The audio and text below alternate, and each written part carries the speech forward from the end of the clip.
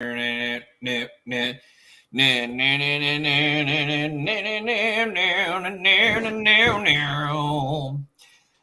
live, dude.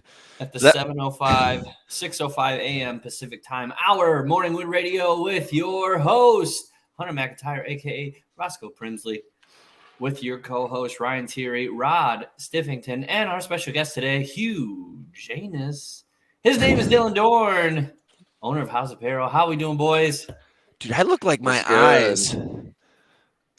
I look like Swamp Thing, dude. I look like somebody who would live in a cabin. Like I do meth. My eyes are all red and stuff.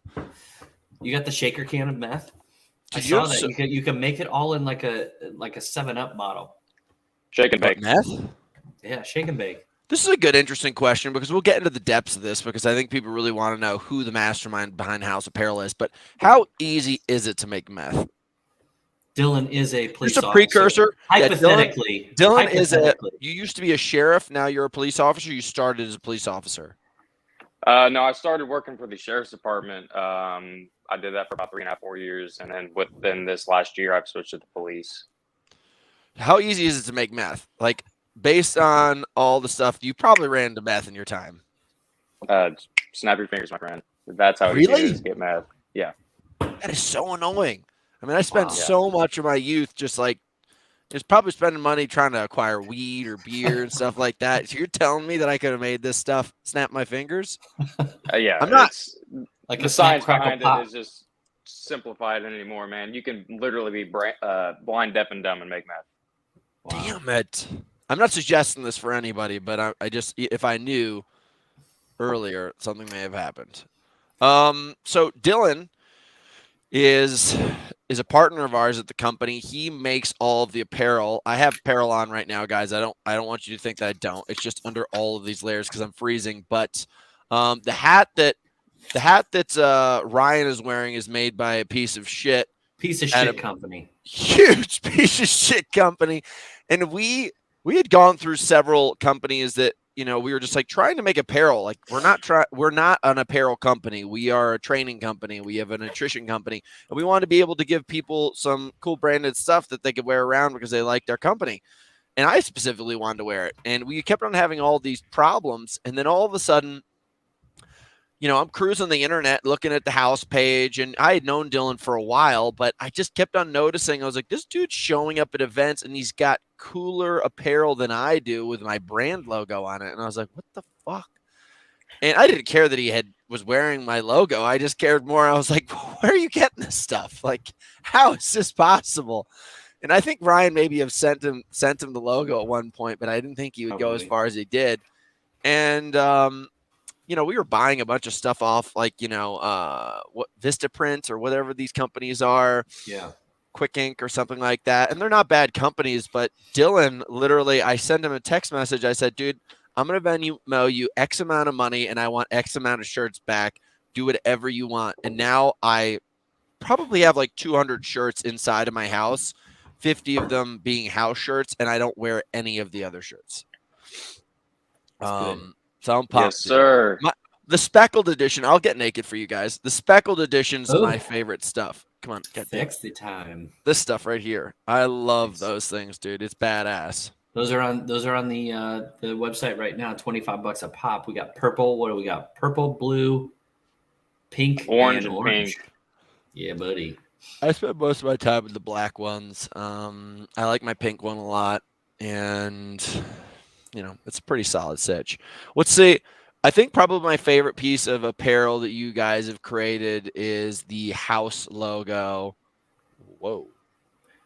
We got somebody South India. Hello.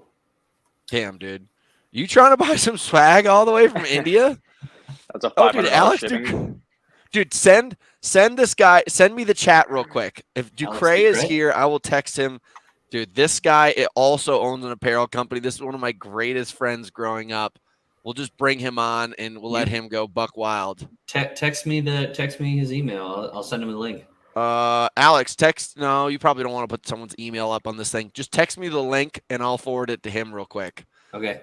Yeah, this will get buck wild. This is a guy that I grew up with in resource room, and I used to call him Greasy Kid. Just to give you guys a little bit of backstory, Wait, Hunter what is Mack and resource room? dude, this is crazy. So Alex will help explain some of this. Back in the day, I was in resource room with kids with Down syndrome, autism, like completely dysfunctional disorders. And it's, I'm not trying to make fun of those kids. It's just truly the best way to describe them. They literally were defined by these disorders.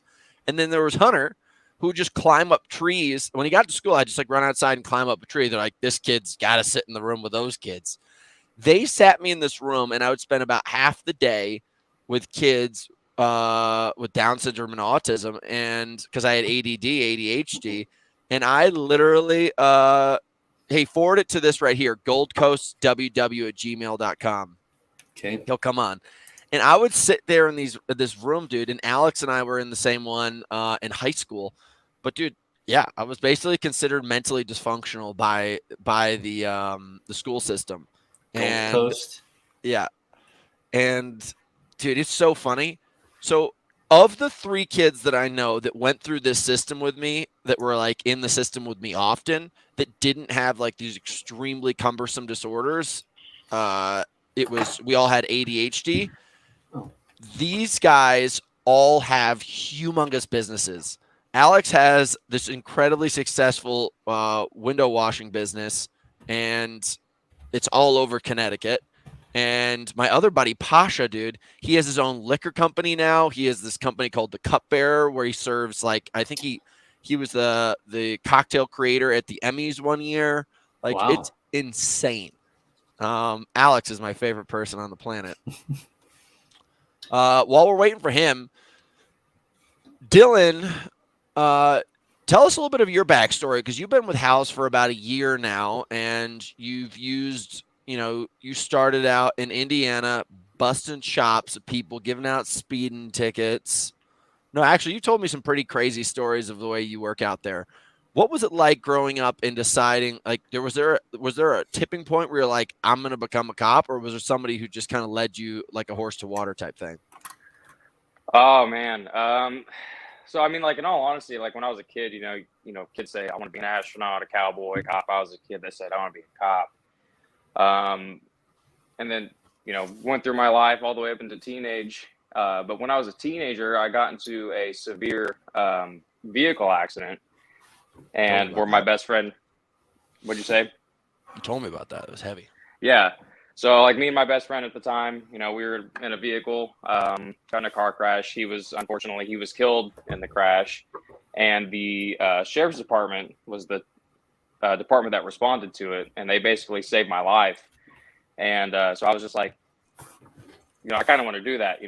I was saved by this department essentially, so I kind of want to repay the favor, and I want to work for them, and then I also want to potentially put myself in a situation where I can change people's lives and make a difference. And so yeah, like when I was 21, I just tried, and a few years later, I got hired by them, and that's been the motivation ever since, is just change people's lives, man. So I would say that the landscape of being a cop has changed a lot, probably in the past 10 years. I feel like cops and sheriffs were romanticized. I mean, like all the cowboy movies, and like, the sheriff was the big, strong man in town. Everybody looked to him for answers and for help and security. And now there's just this crazy, tip in the scale of cops. There's a pushback. Yeah, the cops seem to be enemy number one. And everybody's got a cell phone. They're filming cops, trying to make cops look bad in situations, which is crazy, because I'll be totally honest. Anybody who's listening to the show, you guys know this. I've been arrested a ton of times. I've been detained. I've been pulled over. I've been handcuffed. I've been slammed pretty aggressively. But every single time I had a cop near me, I was doing something wrong. And even if it was like I wasn't really doing something that wrong, I just stopped completely everything that I was doing, and I subdued myself to the situation, because I recognized that this is not like the place where I have any more power anymore. Like, I have to let go and put my life in the hands of this cop. And I didn't expect at any point that I was going to be abused. And if I did have a camera on me at any of those times and try to turn the situations on the cops and make it look like they were the assholes, I'm a clever enough person where I could sing the song and make the cop look like they were the wrong person at times. And that's what everybody seems to be trying to do these days, which is crazy. And like, what is that like for you? Like, has there ever been an encounter for you where you're just like, man, this is crazy? And are you recognizing, just at least in your place, Indiana, that the tides have changed and you guys are kind of on the, I don't know, you guys are against the ropes now? I mean, I'm sure it's all countrywide, but I've literally been responded to calls where somebody dials 911 on their phone, says, I need the police. I show up, and then they're pissed off at me that I'm there. And I'm like, whoa, whoa, whoa, whoa. What is the confusion here? You called me, and now I'm the bad guy. Like, I don't know. There's just, people are not impressed with police anymore. And it's not on an individual basis. It's, you know, one bad egg makes everybody just look terrible. And it's going to take a long time for that to get recovered, I think. Yeah. Yeah, it's interesting. I don't know. I hope that they defund the police in like one state, and then all of a sudden all these people that like voted to have it happen like are like raped and pillaged. It's called Seattle. And their homes They're are doing like, that in Seattle right now. Like their homes are taken over, and it looks like Mad Max. And they're like, wait, help. Hey. And they're like, we're just gonna put a fence around the entirety of this city, and we're going to let you guys be cannibalized. And from there, once everyone's dead, we're going to come up and clean the streets, and we're going to restart from where we were before. Yeah, because I fend for yourself. Dude, I do not know any situation. I love the there's this, I think it's like a governor or something. Someone's running for governor in Illinois. He's like, hey, guys, if you believe in defunding the police, next time something shitty happens, call a crackhead. Like, that's the commercial that they do. A crackhead. And I've seen that commercial. It's a great point. It's a great point. Like, God, I cannot wait for panic to happen for any of these people and for them to try to rely on themselves, because the people that are screaming and saying we don't want this in our lives, when the person that comes that is the bigger of the two beasts, which is the bad guy, man, you're going to have a shitty day. I don't know if most people in their lives have ever been in a situation where they really feel like a victim. And because I put myself in a lot of situations when I was younger and I was really stupid, and I put myself up against people that were way bigger and worse than me. And when you're in that fight or flight mode, good God, like the first thing that you want to do is be like, I hope a cop helps. I hope it does. Or anybody, really. Yeah. I agree. But I just think the cop thing is absolutely crazy. Because I mean, dude, I think the first time, this is crazy. I think the first time that they tried to change the narrative of police officers being potentially bad police officers, do you guys know this? It's a movie, and it's my favorite movie ever. What's that? Come on, guys. He's a cop. He's dirty. Dirty Harry. Yeah. Yeah. So that was the first time there was like a public narrative that there could be a cop out there that was just kind of a man killer. He was just like, shoot first, ask questions later. Mm-hmm. And it was actually a pretty big storyline. I think there's like 5 Dirty Harry movies. What? And is Dirty Harry based upon a real character? Like a real person? No. But it's just like a super aggressive wild man cop. Mm-hmm. And obviously back then they don't have chest cams. They don't have any, like, there's obviously probably much looser protocols and everything like that. And Dirty Harry would just always show up on the job. And obviously I have the Dirty Harry pistol right here in this closet. Yeah. Like, he just would cannon you down. Have you ever encountered, I don't know what protocol is here, so you can just tell me you don't want to talk about it, but how often would you say your position ends up going from just like ticket based and, you know, organization based to violence based? Within how many calls do you think that is? Out of every 10, out of every 20? Okay, so I will just say, generally speaking, 95% of police interactions are good, great, positive interactions. However, there is that other 5%. I would say in my career, I've probably had upwards of 10 real, like, life or death situations occur Wow. due to like other people trying to impose harm upon me. So I mean, it's a reality, and I live in a very small rural area, so like I couldn't imagine working in like Los Angeles or some shit like that. Like I'm sure the severity chances are just greater. Yeah, dude. I mean, small town, big city. It's a reality that your life could be on the line at any moment. Here in Crestline, we govern ourselves. Like I have a big pistol and I have a bunch of axes, and I chop wood in front of my house bare chested every single day. When I first got here, there were neighbors and crackheads that came to my house often. Neighbors Didn't you that, say one guy just showed up at your door and was like, "Hey"? yeah, and often like people would like cuss me out for working out alongside of the road, and I was like, yo, like we don't talk that way, and I'm out here busting my ass, and you're driving around in this big shitty F-250 truck. Literally, this guy gets out of the car. He's like, "What are you doing?" And I was like, "I'll skull fuck your face with my fist, bitch." That was literally the line I'll use. I was like, "Get back in your car." And then he came back and apologized later. I was like, "That's Because he was right, sober. dude. That line worked." Yeah, self-governed up here, but Yes, sir. so when did you get into fitness? Because it seems like there's this. It seems like there's this divide. There's this great divide where I've been pulled over by cops that like literally like have these like arms that are busting out of their sleeves because they're badasses. And then there's the cops that literally like I'm sure their belly button touches the steering wheel often. Oh, And I'm sure that's probably something you have to deal with. And I've always thought it was really interesting. Well, let's answer that question real quick. When did you get into fitness? And then I'll lead on to my opinions of cops. well, I mean, I always dabbled a little bit in sports here and there growing up, but I'd say I started taking fitness seriously,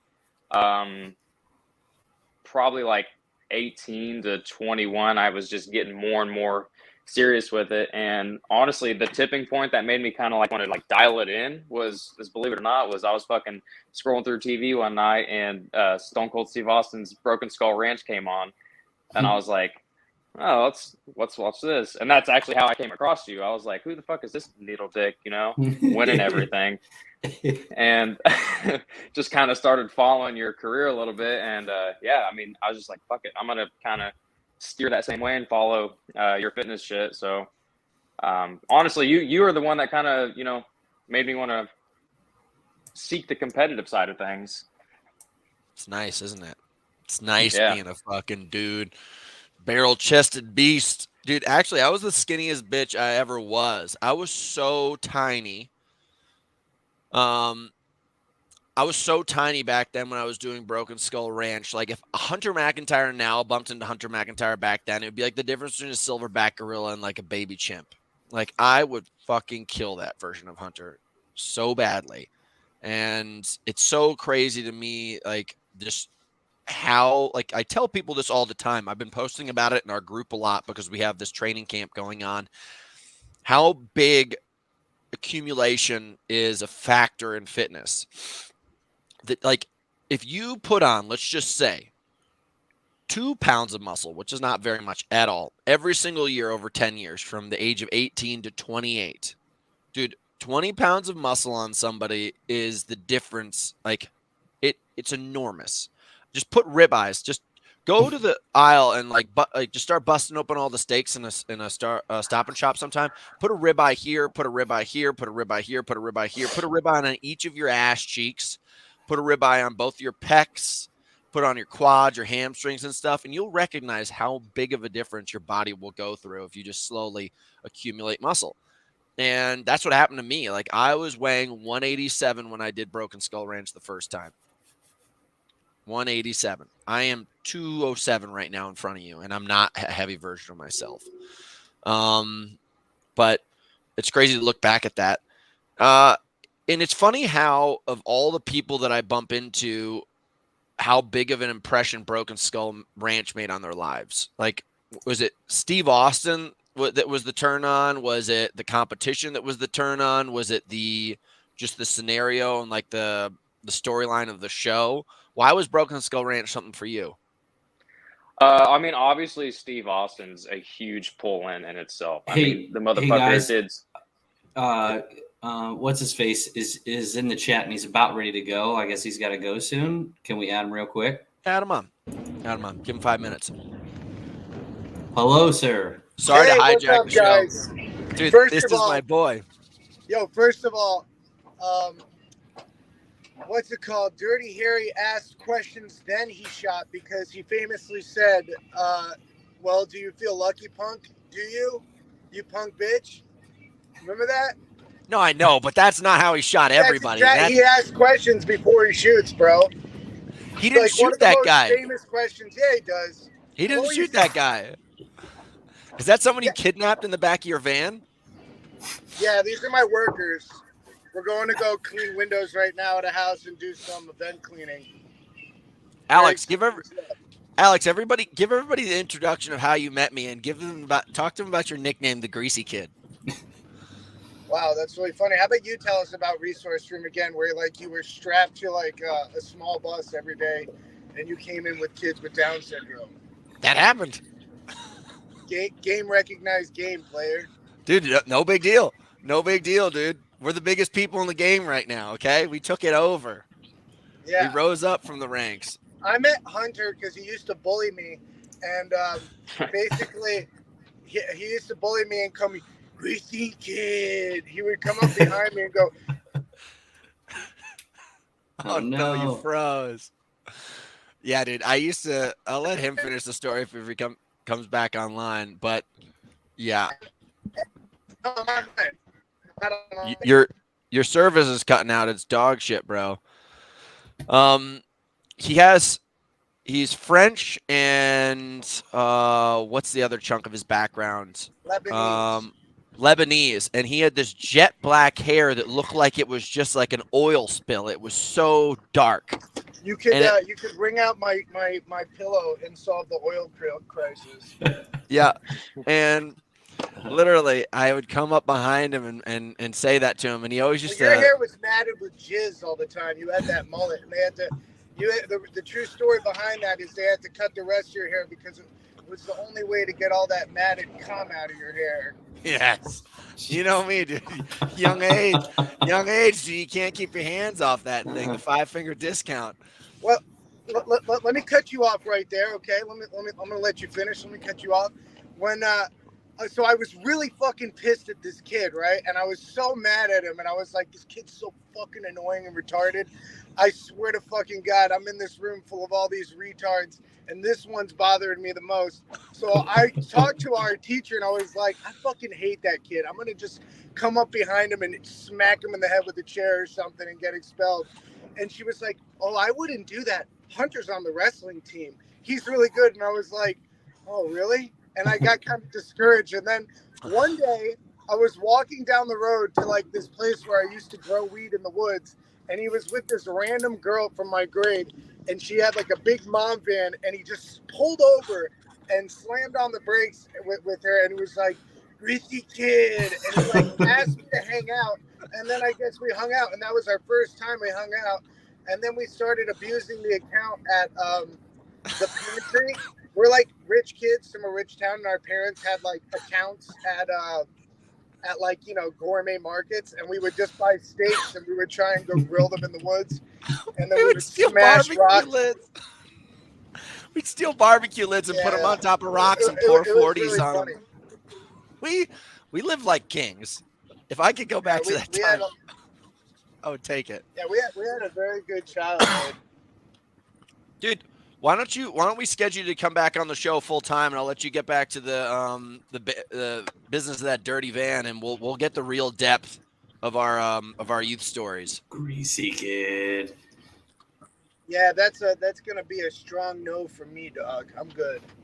Yeah, you shut the fuck up, Alex. I'm home in a couple days. I'll see you. Garrett bought a home in Greenwich, so I'll come up to the house. You can wash his windows. Oh, great! So both of our, my sister just bought a $5 million house. Do you know what it's like being me? I think I'm successful, and then I go to a house with Picassos in it. I want to kill myself, bro. What, dude? They just like slammed it in finance, and it's just like misery. I mean, like it's cool. I'm so happy for them. Wash But it's more just, like, windows, ridiculous. Alex. You're not a victim, I know, Alex. I Wash gotta more clean windows. windows. Wash more Well, windows. today we're gonna do $2,000, and I'm not gonna work that much, hopefully. Wash more windows, dude. You know what we could do is we could start land piracy when we get to Greenwich. All right, we got to stick the path of this interview. Right, so I'll call you I later. appreciate your service as a cop. I deep throat the whole boot. Okay. There you go, dude. Love, Look at that. Love We got you people supporting. Love you, Alex. guys, I'll see you. okay? I'll see you in a week. Later, brother. See you in a week. Bye. Shaka bra. Sorry to take that off the beat, but Alex and I literally grew up in the ranks of a place that most people never get out of, and it's always good to catch up with him. So back to you. I know that was a big disruption of a lot of I don't aggressive. even remember where we were. Well, we were just talking about basically the fitness thing. So You were on the were couch late night with your naked. Hergens jerkins on the side, and then you came across the Stone Cold Steve Austin Broken Skull Ranch. You're like, okay, let me put this aside. Who is this bad Manly boy up on the sweat. stage? You seem like the kind of guy who would try to get off at the in-between commercials, and when Girls Gone Wild ads would come on, and you try to get it done right before it would switch over. Don't make me reminisce on my childhood. Dude, Girls Gone Wild was great. Those videos. Yeah. So you get into fitness, and then when was your first competition? When was the first time you were like, I'm up and at 'em, like I'm gonna start competing? And what was your first version of climbing the ranks to being a champion? So my first taste was, I think, July of 21, and I did a Spartan. I did what is the middle? Super, I think is what they call it. Yeah. And I placed like 48 out of like 1,300 in the open. And I was like, wait a second. I was like, I might be okay at this. So then I just kind of started dabbling a little bit, getting my toes wet. And beginning of this year, 2022, I've set out a goal just to get as much experience and exposure as possible. And I've probably raced 25 times from January to now. The first race was being the Chicago High Rocks, where you at Nationals. Got my ass kicked. Yeah, that was the first time I remember meeting you in the warm-up zone. I was like, oh, fuck, there's Hunter. That's the guy I saw on TV. He's a lot smaller in person. Yep. Yep. Nice. You're going to say something like that, you piece of shit. So now, like, let's just say you're a year into it, and usually it takes a little while for you to kind of figure out what path you want to take next. Like, you just showed up at Battle Bunker. You have done some Spartan races. Have you done, like, where are you finding the most energy from, and like what direction you want to go in? Like, I know you're partaking in our transformation, but what do you really want to become out of this? In all honesty, dude, out of every competition I've put myself through, I find the most enjoyment, mainly because of its sheer just magnitude of how hard it is High Rocks. Like I absolutely love doing High Rocks, and it's such an ass kicker, and it's a humbling experience that, like, it just makes me want to get so much better at it. And I'm, in my opinion, absolutely dog shit at it. So just I got to get better. You know what I mean? Yeah, I get you. It happens, dude. I mean, it's one of those kind of things where that kind of happened with me with Spartan Race World Championships. It bit the bug. I was winning everything or coming second place in everything. And then all of a sudden I did Spartan Race World Championships and I took third. And then after that, I took fifth and I took sixth and I took fifth and I took seventh. And I was just like, God, I cannot figure this thing out. And I got so sucked into it. When you find something that absolutely breaks you down as a human, I think as a man specifically, I think men are always striving to find something that is such a challenge that it puts fear in them a little bit.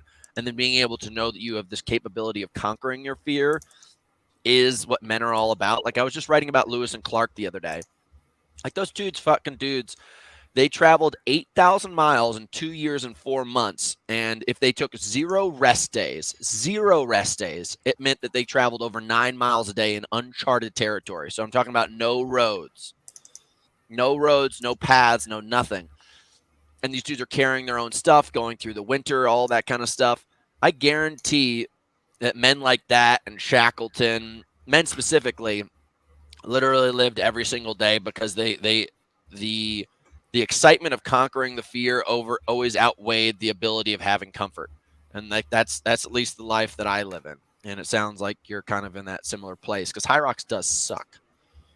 Oh yeah, it is the most humbling physical feat that I put myself through. Like Spartan Tough Mudder, not like I'm talking shit upon them, but like I can at least sustain myself and get through it and not be like, wow, that was terrible. Like when I'm done with High Rocks, I'm like, wow, where is a shotgun at when I need one? Because that was awful.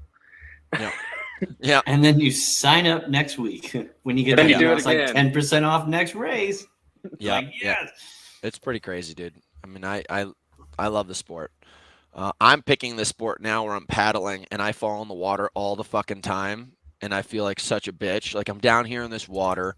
The other day, I fell into the water in the boat because it's only the third time I paddled in this boat. And it's so tiny. It's the racing version.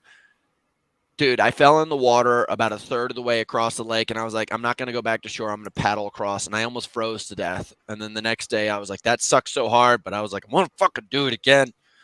And I get back and I keep on being humbled. So the humbling experience, if you can be the person that rises above it, turning losses into lessons, then you have an opportunity-based mindset. And that's where, if you can, basically keep on coming back, I guarantee you'll be a different person next year. So let's shoot down to the skinny. I just want to ask, since you're a part of the transformation, training camp transformations, what's your ability here? What are your chances? Oh, wow. That is a great picture. That is a great picture. Hey, actually, do you mind going real quick? Go to Safari Bob on Instagram. Can you pull that up? Yeah, give me 1 second. I want you guys to talk about it while I bring it up. Who the fuck is outside? Is it one of your They're coming to clean your toilet again. Sorry. Sometimes these crackheads get wild and I was about to whip out my pistola. Hey, I don't know.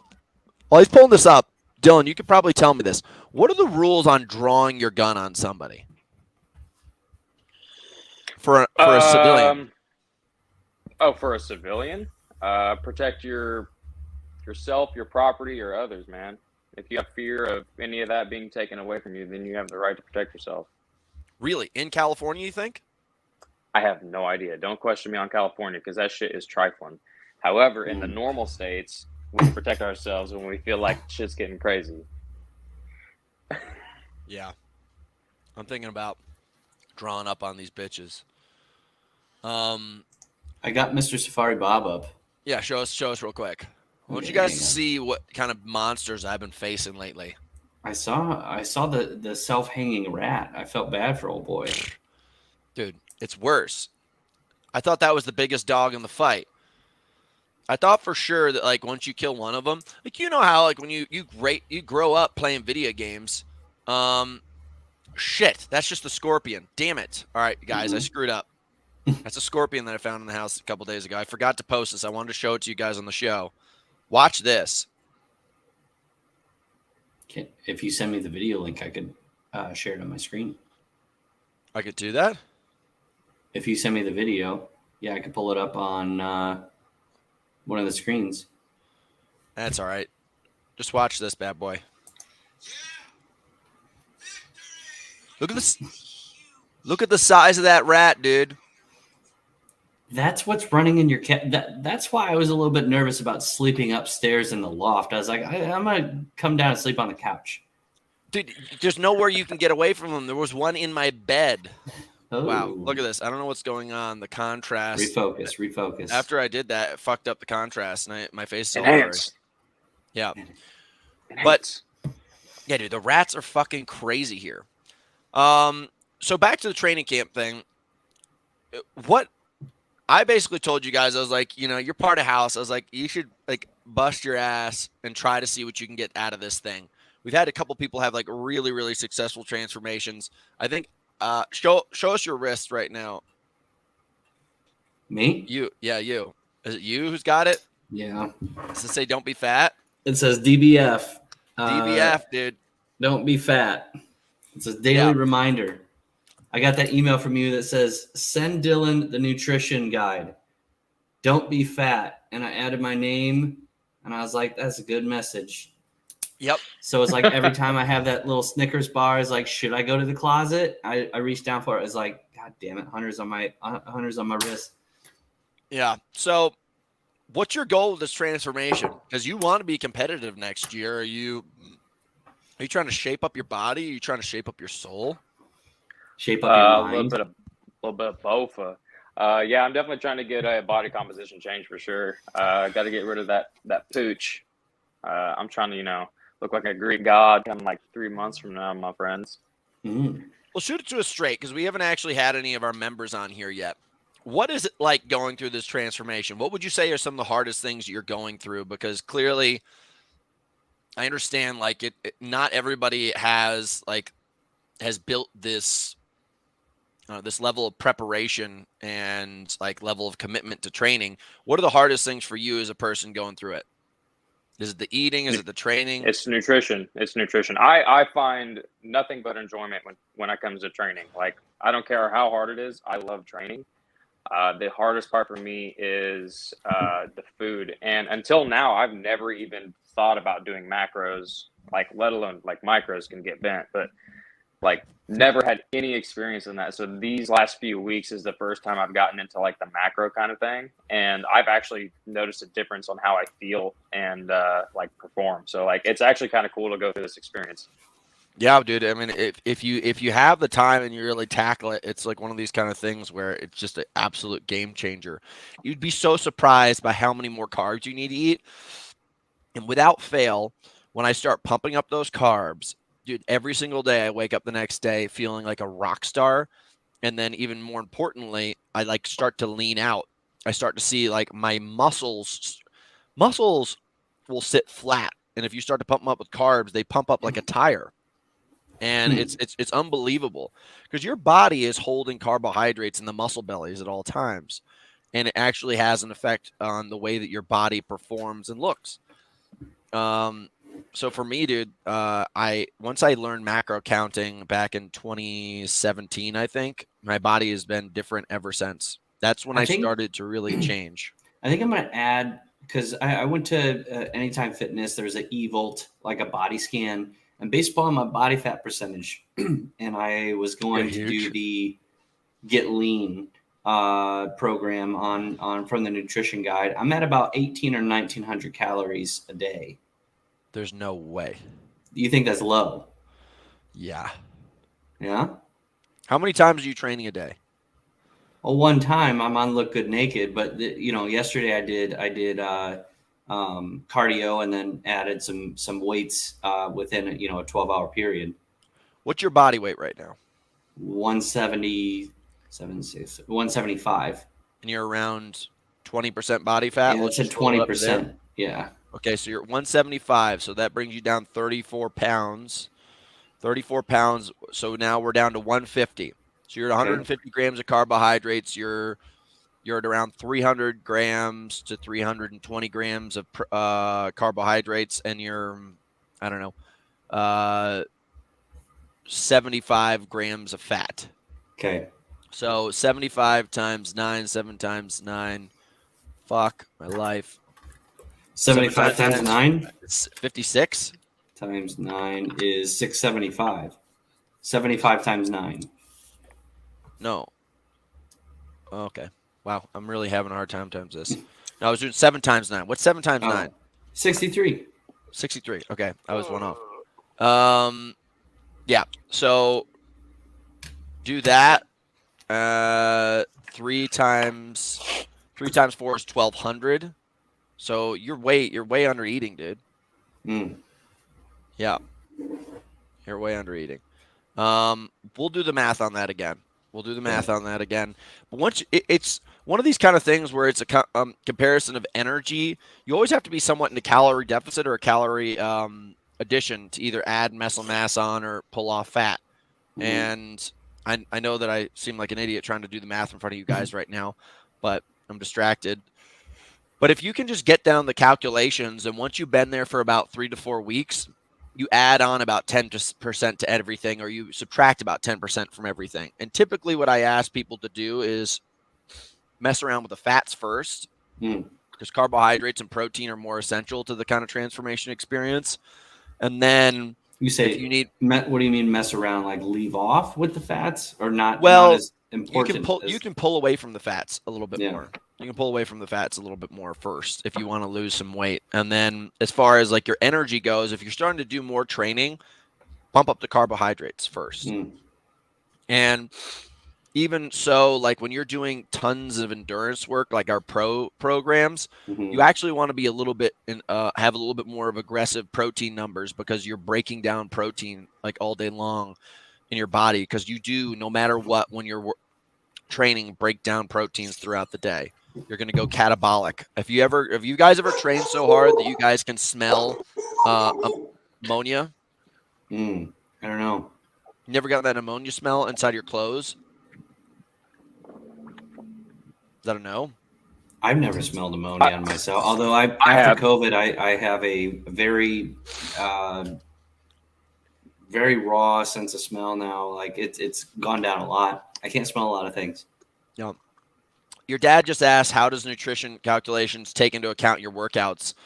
So in this level of training, like, you know, when we're introducing this platform to people, we don't account for that, meaning not that we are ignoring it. We just don't intentionally share that kind of information, because we're trying to, this is the 1.0 version of nutrition that we're trying to introduce to our clients. And as you can understand, when we were just talking to Dylan, it's the first thing. It's the thing that he's initially having problems with. If we try to make it more complicated, the likelihood of it succeeding is less. So what we do is we just create this blanket statement of just hitting your macros. And we're assuming, because you're on our training programs, and I've created these training programs, and I'm this one who specifically writes them every single week. I know the amount of time likely that you are going to be under moving your body and how much calories your body is going to need based off of the body weight that you have in your body, based off your body composition. So if I'm asking you to cover 10,000 steps a day, and most of you guys should have a wrist tracker, or you can put it on your phone. If you're hitting 10,000 steps a day, that should be between anywhere in 4 to 6 miles based on the way that you're covering the steps. Okay. That's a fair amount of movement for a body. Okay. And then if you're in the gym for 30 to 90 minutes, like pro being the 90-minute plus program, 30 minutes being the intro athlete, you know, I know that it's still a 60-minute window of difference, and one of them is typically more intense. But the ones who are doing the more intense programs, I gave you guys the opportunity for the high performance and muscle gaining program, the maintenance program, where it's just like, hey, I just want to figure out like more about myself in the gym than I do want to do on nutrition. And then there's the Get Lean program, which is the one where we're putting you on specifically a calorie deficit, where if you're trying to pull off weight, and that's the one that I wanted to do. Listen, what you're doing, dude, you're only on your 3rd week. Yeah. I tell everybody this. It's just like, if I gave you a stump right now and I said, I want you to carve something for me, if in the first 15 minutes, it would still look like a stump. 30 minutes in, you'd recognize that somebody's really putting some work into this thing. 3 hours in, you may start to see the shape of what this person's trying to create. But if I didn't know what you were doing, and I only turned my head 15 minutes, 30 minutes, and then 3 hours, like the first 2 times I turned my head, I'd be like, what the fuck is this guy doing with this piece of wood? So you guys have to understand that your body right now is not going to start to really reflect what you're doing for a little while. It takes time. Like I can show you pictures. I can show you pictures of me when I first met Dylan at the Chicago High Rocks. My body fat percentage was probably about 9 to 10% body fat, maybe 10 plus. And you would not know that I was literally trying to go set the world record. You wouldn't. even though like I was obviously racing and people know who I am. But 2 months later, when I was in April, now it was all of March into April, if you looked at me at the pictures of me at Go Ruck game and when I set the world record, I was around 6% body fat and I was at world record shape. Yeah. And that's what I tell people is like, you have to understand where you are right now and where you want to be. And I don't want you to bitch and moan on the in-between.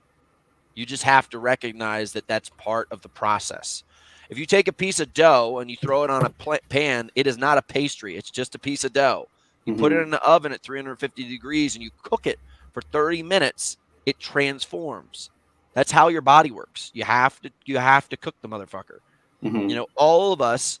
And I also tell people, man, I want you guys, because a lot of people have a really hard time with this when they're training with us. I put them on these bigger calorie to eat. And I say, guys, I want you to really eat and I want you to lift. And they're like, dude, I want to burn fat. And I said, let me tell you something real quick. If I put a bag of pebbles underneath that blanket over there and I put it the blanket back over top of it, would you know that there's a bunch of pebbles underneath there? Probably not. If I took a rock this big and I put it under the blanket, would you know that there's a rock under the blanket? Yeah. For sure. So what I want you to do first is I want you to build muscle mass. I want every one of us, the blanket is a layer of fat. That's the metaphor that I'm trying to tell you guys. Everybody has a blanket over their body, unless you're the world-class bodybuilder. If you build muscle mass underneath this thing, that is what's going to give your body shape. And that's what I want Dylan to do. Dylan, you could stay at your same level of body fat right now, and you could increase your muscle mass right now, and you would look infinitely different as a person. If we give you some muscle mass in your stomach, we give you muscle mass in your chest, some muscle mass in your shoulders, you will look infinitely different. And you could still be the same body fat you are right now. That's why when you look at football players, like a lot of football players are not that lean, but they look like Ripley beasts because their body mass is almost all muscle. It's heavy ass muscle. Yeah. Like these dudes are in the 200s, mid 200s, and they're fucking jacked, but they're not that lean. Like, you know, they're not like, you know, all abs and six packs. So, you know, long story short, when I'm trying to help people with nutrition and explaining things and like working into account what they're doing throughout the day, I typically just give people a protocol to eat. And then more importantly, what I do is I give them the right tools to shape the art that they want to create. I'm gonna share in the Facebook group. I'll highlight what the body fat percentage that I had from the calculation body scan, and then based upon what I want to do and the calories, breakdown of the macros of how much carbs, how much fats, how much proteins I'm eating, and then probably increase that because I'm hungry all day. Well, that's it. That's what's called being in a calorie deficit. I thought that's what I had to do though to lose a little bit of weight. Yeah, you probably do. I mean, here's the thing, dude. So 1,800 might not be out of the question, though.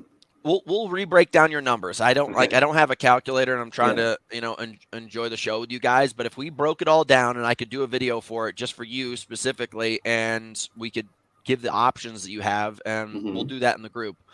We only got a couple more minutes before they shut down the power here. We got 7 minutes. This is the annoying thing of living out in the woods. Is they shut down the power all the time to trim all these trees. And I get it. They're trying to do it for our safety. But tell us about HAOS Apparel and like what you guys are doing. Like, you know, I am here and a full supporter of it. But why'd you guys get into apparel? Tell us about kind of what some of your ambitions are. And let's talk through the experience and what you guys plan on doing. Yeah, so we got into it. Basically, my girlfriend's the brains behind the entire thing. She got like a hand-me-down. Yeah, she got like a hand-me-down system to like print and press clothing. Didn't have any clothing to wear to events that I really gave a shit to wear. You know, like I don't like wearing a shit ton of Nike stuff. And I saw your brand, didn't find anything good out there worth buying. And so I was like, fuck it, I'm gonna take it into my own hands and make my own. So we started doing that. You know, you caught wind of it. You like the gear we're putting out. And basically that's like what we want to do is we want to put apparel and gear into people's hands that they want to wear, they want to support, they feel comfortable in it, they feel fucking sexy, crossing that finish line. And so, everything that we make, it's just me and my girlfriend that do it. Like, it is all individually made by us. It's not like we push a button and 50 shirts come out. Like, we literally take every individual shirt and we caress it with our love before we send it to you. Or you're sending it out to another company to produce, and then you're getting it back from the company. You guys are incoming of the shirts, and then you're full order. Yeah. So if it's a T-shirt or a hoodie or anything like that, like from beginning to end, that is involved with our hands. Right now, we're in talks with getting some athletic socks. I'm getting a sample sent to me. Next week, it should be here. The Boco hats, I've been talking to that company for a month and a half now, and they just sent me that order in. So like I've got my hand in like other companies that are helping aid our message and whatnot. But yeah, like clothing pretty much is just me and my girlfriend and our personal time, because we work other jobs. As you said, I'm a police officer. And she also works for the county as well. So like our spare time is spent towards trying to expand HAOS Training, HAOS Apparel, and everything about that kind of race atmosphere. So like I would appreciate any shout outs that we help expand the brand, because it's a lot of work and money that we're putting into it. And, we would like to see it, pan out. And it's really cool. The last Chicago HYROX, we saw a lot of the Halloween edition shirts people were wearing. Like that's super fucking cool to see, and I'd like to see it get even bigger than that. The more you buy, the more we can reinvest, right? Absolutely, yeah. I wouldn't even talk about it from like the standpoint of like growing a business, but one thing that I want people to know is when I started building brands inside of this sport, I didn't think about it from the sake of just becoming rich. I'm competitive. I'm very competitive. I think about everything from the standpoint of where it is and where I want it to be. And the one thing that has not happened in our environments is that there's no brands being born inside of our sport and growing to become something impressive. It just it doesn't happen. We always have companies from outside come in and then take over the market space. Now, I've got HAOS, there's a couple training companies out there, so I'm not saying we're first to the line on that one. But Builder, right there's nobody creating nutritional products and like sports performance products inside of our sport. From like started in our sport and is growing from our sport. And HAOS Apparel as well. It's like guys, we're just starting right now. We're making T-shirts, hoodies, and hats and stuff. But Nike started from track. Okay, Adidas was a soccer brand. Like all of these things, they started there and they grew really big. And obviously, HYROX is nowhere near as big as these brands like track and field and soccer and everything like that. But what I can tell you guys is like companies like Alpha Elite and Gymshark, like these guys started these brands and they just had passion. They had a community that was diehard, and they started to build the thing. And now they have market share where every single time you go into a gym around the country, if not the world, you're seeing these brands. Yeah. And like that's what we're trying to do with HAOS. It's not this kind of thing like, sure, if we get rich, we're going to be doing some cool stuff. I'll probably be doing this podcast from a helicopter or a Ford GT. And that's just the way I'd like to live my life. If you guys have noticed that about me, I'm wild and crazy. But the one thing that I do like to do is I like to be the most successful person in the position that I'm in. And I would like to see it at events globally having HAOS Apparel. And we want to create products that are going to be awesome for you guys to compete in, to live in, to support, and feel good about yourselves. So if you guys have opportunities coming up and you need something specific for that, we're at such a small position right now that we can make custom gear. He literally, if you contact him, you say, I want this, he can make custom gear and send it to you. I don't know what he's going to charge you, but he will do that. And if you guys want something, for your community, whatever it is, we can do that. So we're small, we're having fun, we're getting wild. And, I just want to stuff Nike and Gymshark in the face, baby. Like Virus right now is sponsoring HYROX. Yeah. Virus, no offense to them, they don't give a shit. They're just putting a label on everybody out there so they can get more people in their outfits. They're not going to make anything that's specific to our sport. And they don't really care that much about the community. But we do.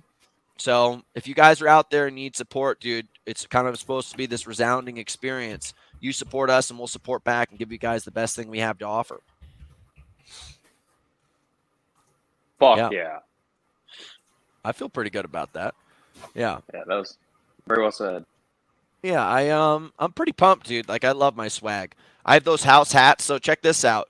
I'm going to do my Ironman this weekend. This is the last time we're going to talk about it before the Ironman, so we can bullshit about that a little bit. And at some point in this conversation, if I drop off, it's because they booted the internet. Dylan's overnighting me our HAOS hats. I'm going to have Kyle and I race in the HAOS hats. And yeah, it's going to look sick, dude. Like, we got these really high-end athletic hats now. Those are the HAOS Boca gear online. Yeah, they are worth it. It is. I think I've seen Dylan race in a version of it, but he's got a Spartan, High Rocks, machine washable. It will get you through and is durable as hell. Yep. I've literally thrown everything except for a grenade at my Boco hat, and it's still alive. So those things are pretty goddamn durable. Dude, it's pretty crazy. Like, I end up, because I compete so often, just get all these hats and stuff. And there's a company, I'm not trying to bash them. I took their hat and I wore it and it got really sweaty. And I just washed the thing and I beat the piss out of it. It's like not the same hat anymore. And the thing is like when you wear a black hat, like obviously it's going to get that salt ring around it. And you don't want to wear this hat that's like a gross salt ring. So you wash it. And then it's no longer the hat that you had before. Kyle says right here, is there any plans for shorts for training? Dude, I want shorts for training. I do. Like, we have to find a way to we'll probably have to outsource material on it, but then I would be pumped if we could make custom shorts, dude. Nothing would give me a bigger chub. Yeah, so that's definitely on our checklist. You said it exactly. We're looking at an outsource on material because I don't want to sell shitty shorts. Can we get a 3-inch seam? Like, I'm a short shorts kind of guy, so yeah, like the moment I find something that's good quality and I would wear it, then we'll get on board with putting it out there for people to get. But it's a small business, it's a slow process. Just trust the process. Yeah, it's gonna take a little while, but we'll get there, dude. I'm pretty freaking pumped about it. Yeah, so we're gonna go to Ironman this weekend. I am literally packing up my bags. I leave tomorrow. And, I got the bike, I've got my wetsuit, and I got a pair of shoes. I don't know what else I can do here. Kyle's talking this big game, and I'm really not trying to bash Kyle, but I think he is fucked. I think Kyle's so screwed. When he told me the amount of potassium that he was going to eat, I think the general consensus is normally you would have a boom boom in your pants. Yeah, because the amount that he's going to be putting in, but he said he's practiced. Maybe he's just taking a lot of the stuff that blocks you up. I don't know, man. He's just never run a marathon. I have run in my life half a dozen times a marathon plus, maybe more. I've done events that have taken me over 5 hours. 20, 30 times. I've done events that have been over 10 hours. Do you think Kyle's just going to fall apart on the marathon part because he's never done it before, ran that distance? Yes. Yes. Because my thing is he's got this number in his head. And even though I have a number in my head, I don't give a crap. I don't think he knows to let go. I think he's kind of like, Pitbull that's like, I think he's going to do that. I think he's going to do that, and he's going to dig. And every single time he digs a hole, the dirt's going to come right back on top of him, and it's going to start to bury him. And I think he's screwed. I think he's screwed. And I'm not trying to say this to bash him, but I just cannot wait. The fact that we have a camera and we can record this whole thing. And then what I really wanted to do, his wife didn't help me out that much. I wanted to show up because last time he did a half Ironman, he shit his pants, and I think he cried. And I personally wanted to have her send me images of like him like really in the shit, and I was gonna have HAOS Apparel make branded shirts with that, and I was gonna show up in it. But she never really gave me the images that I wanted, and I don't blame her at all. But if we get good images out of this, dude, I'm going to make a whole Kyle series, and I will fund the Kyle whole thing. edition line. Dude, I think a Kyle edition line for HAOS Apparel, and just say "Don't shit the bed," and just have the house logo on it, and just have Don't be a Kyle. Kyle. Dude, don't Top be seller. a Kyle, dude. Oh my god, dude, I would be so pumped if I'm gonna send a ton to his family, dude. I know he's got this huge family, this Greek Orthodox family down there in Texas, and I guarantee it will be such a blast, man. And it would just be, I'll wear it all the time, dude. I'm like, I slept in my Kyle shirt last night. I haven't washed it in weeks. Oh, dude. Fuck, that's funny. Yeah, and the worst part about it is I think this is really his thing. So I'm gonna play off the fact that like I'm just gonna get out there and be like, hey, I don't know what I'm doing. Help me out, Kyle, and then I'm just gonna pass him. Gone. Well, God, I know the last time that you went up for training or doing a marathon, you trained for a good whole 4 days. So I have very high hopes for, you know, just your style of training has prepared you for this. So I don't know that you needed to do that 12 months that a lot of first-time Ironman athletes do. I think you're going to take the Hunter McIntyre approach and you're just going to fucking crush it. I'll put it to you this way. I had never run over 13 miles in my life before and raced, whatever. Maybe I'd run a little bit over that. But then we went to World's Toughest Mudder, and we did, I think, 80-something miles, a 24-hour race, nonstop. So the distance I don't worry about at all. But, you know, doing it at speed is another question. I'm going to sign off, but anybody who's going to DECA World Championships, I wish you guys the best of luck. My advice is fail forward. This is a world championship. You know, don't be a moron out there, but world championships are not meant to be conservative. It's meant to be off the charts, wild and crazy. Somebody blasting bass. Oh, that's my neighbors. They like to do that at now, the hour of 9:07 a.m. They also like to do it at 2:47 a.m.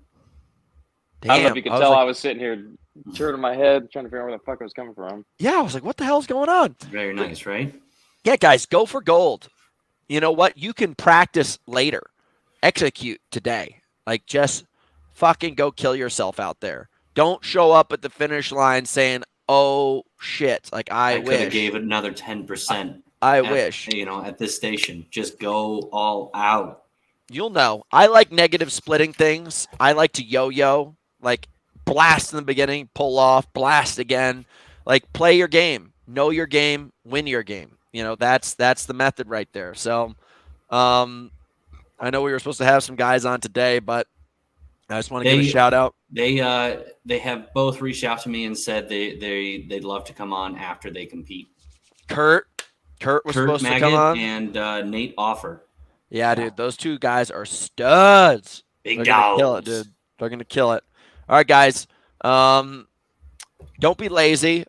Buy some HAOS Apparel and help support Dylan so that he can grow a better mustache. We'll get him the right products.